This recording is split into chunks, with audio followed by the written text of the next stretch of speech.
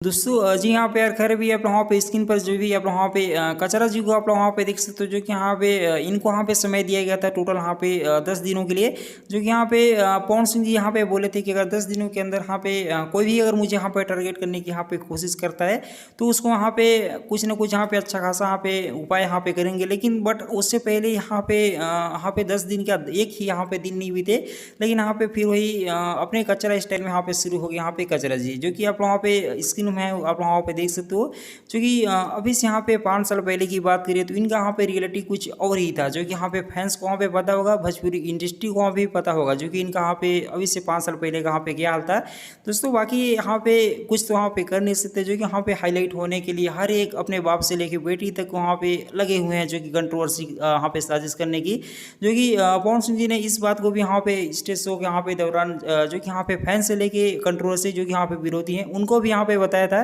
कि अगर मैं भोजपुरी इंडस्ट्री यहाँ पे छोड़ता हूँ तो बाकी फिर स्टारडम को यहाँ पे पता चलेगा, बाकी इससे यहाँ पे कुछ होने और जाने वाला तो है नहीं दोस्तों। बाकी आप लोगों से मिलूंगा मैं किसी एक और नए वीडियो में, तब तक के लिए यहाँ पे बाय बाय, जय हिंद, जय भोजपुरी, लव यू।